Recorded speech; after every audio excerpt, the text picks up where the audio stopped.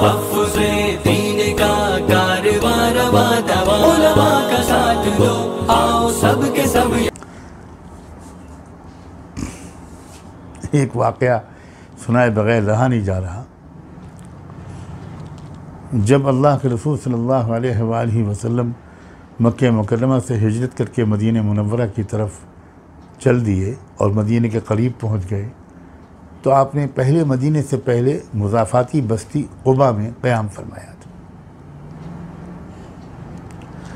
تو یہودیوں کا جو سپریم لیڈر تھا مدینہ میں، حی ابن اخطب،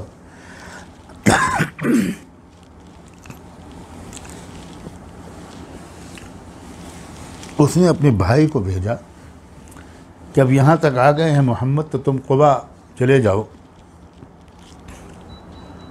اور ذرا چھپ جاؤ، چھپ کر محمد کو قریب سے دیکھنے کی کوشش کرنا اور ریڈ کرو، سمجھو اس کی شخصیت کو، اور واپس آ کر مجھے رپورٹ دو۔ بھائی نے ایسے ہی کیا اور کامیاب ہو گیا وہ، اور اس نے جس حد تک بھی قریب سے دیکھ سکتا تھا دیکھا، سمجھا اور واپس آیا۔ بھائی حی ابن اخطب بے چینی سے انتظار کر رہے تھے، تو پیچھے تو بہت ہی تنہائی میں بیٹھ کر اس نے پوچھا کہ بھئی تم نے کیا دیکھا؟ تو اس شخص کا جواب تھا کہ بھائی صاحب یہ تو بالکل وہی شخص ہے جس کا تذکرہ ہماری کتابوں میں آیا ہے، علامات جو ہماری کتابوں میں بیان کی گئی ہیں اس کے اندر پائی جاتی ہیں۔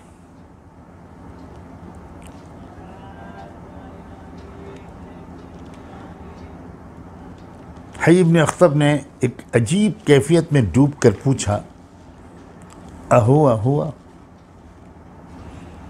واقعی وہی ہے؟ تم کو یقین ہے پورا؟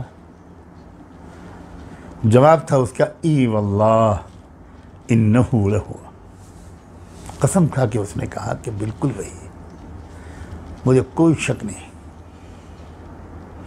حی ابن اخطب خاموش ہو گئے۔ اب یہ بھائی پوچھتا ہے کہ اب جب کہ میں نے آپ کو آ کر بتا دیا اپنا مشاہدہ، تو اب آپ فیصلہ فرمائیے ہمارا برتاؤ اور سلوک اس کے ساتھ کیا ہونا چاہیے۔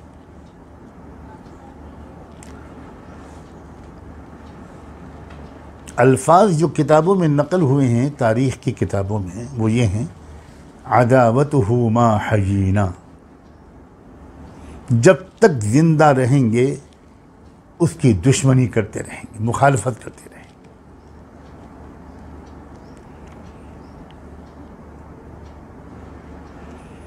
دلچسپ بات یہ ہے کہ اس راز کو فاش کس نے کیا؟ ان دو بھائیوں کی اس خفیہ گفتگو کو ہم تک کس نے پہنچایا؟ دیکھیے یہ اللہ کی قدرت دیکھیے، اللہ تعالیٰ کی عجیب غریب پلاننگ ہر قدم پر نظر آتی ہے۔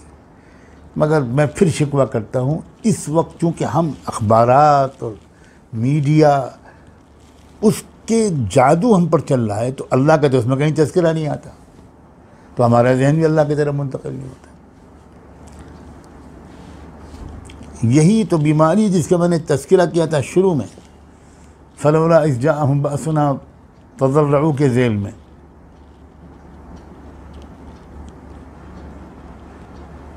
اب دیکھیے اللہ کی پلاننگ۔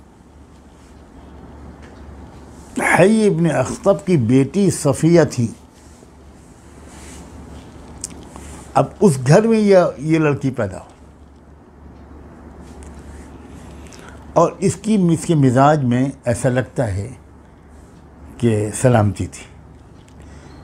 انہوں نے دیوار کے پیچھے چھپ کر اپنے باپ اور چچا کی گفتگو سنی،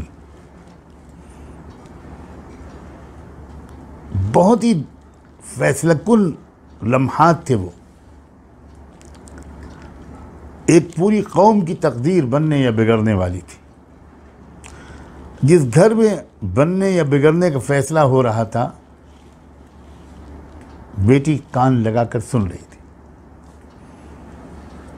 اور بہت بہت اہم بات یہ ہے کہ جب خیبر فتح ہوا، کیونکہ مدینے سے ان یہودی لیڈروں کو ایک خاص موقع پر، پھر جس کی تفصیل میں اس وقت نہیں بیان کر سکتا، اللہ کے رسول نے مدینے سے ان کو جلا وطن کر دیا تھا۔ ایک بڑی خطرناک حرکتیں انہوں نے کی تھیں، جس کی صرف یہ سزا دی گئی کہ اب یہاں مدینے میں نہیں رہ سکتے۔ تو یہ لوگ خیبر چلے گئے۔ جب خیبر فتح ہوا تو رسول اکرم صلی اللہ علیہ وسلم کا عجیب معمول تھا، قوموں کو قریب کرنے، قبیلوں کو قریب کرنے اور یہ پیغام دینے کہ ہم تمہارے دشمن نہیں ہیں، اور عزت و اکرام کے لائق لوگوں کی عزت و اکرام کرنے کا معمول تھا آپ کا۔ آپ کی ہدایت تھی کہ اذا اتاکم کریم قوم فاکرموا، جب تمہارے پاس کسی قوم کا کوئی معزز شخص آئے تو اس کی اعزاز کیا کرو، اکرام کیا کرو۔ چنانچہ آپ نے جو شادیاں کیں، ان لوگ تو بیچارے اپنے اوپر قیاس کرتے ہیں، سمجھتے نہیں کہ وہ عمر جو شادیاں کرنے کی نہیں ہوتی، ان میں اللہ کے رسول صلی اللہ علیہ وسلم نے متعدد شادیاں کی، اور جو آپ نے شادیاں کی وہ دعوتی مقصد سے تھیں، وہ شوقیہ شادیاں نہیں تھیں۔ مختلف قبائل اور قوموں کی جو سربراہ تھے یا بہت معزز خاندان کی خواتین تھیں، آپ نے ان کو اپنے نکاح میں لیا، اگر وہ بیوہ ہو گئیں تو، یا وہ غیر شادی شدہ تھیں تو۔ چنانچہ حضرت صفیہ ام المومنین بن گئیں، یہی صفیہ حی ابن اخطب کی بیٹی۔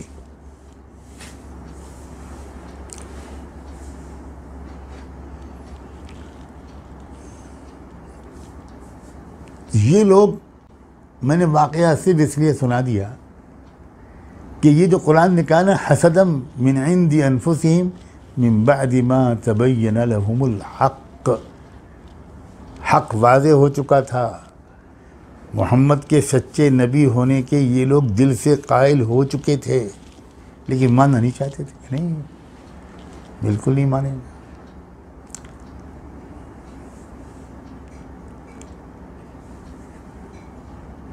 اب یہ وہاں جب قرآن بیان کرتا ہے سورہ بقرہ کی آیت نمبر 109 میں کہ اہل کتاب کی بڑی تعداد سب کچھ جاننے کے باوجود بجائے خود ایمان لانے کے وہ ان کوششوں میں لگی ہوئی ہے کہ وہ تم سے ایمان چھین لیں، تمہاری بڑی تعداد سے، اچھے خاصے لوگوں سے۔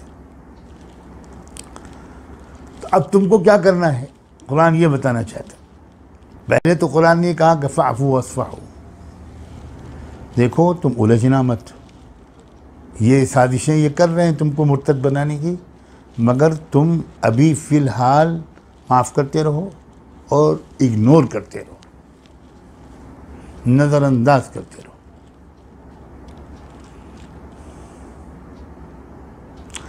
یہ جو میں کہہ رہا ہوں کہ فی الحال،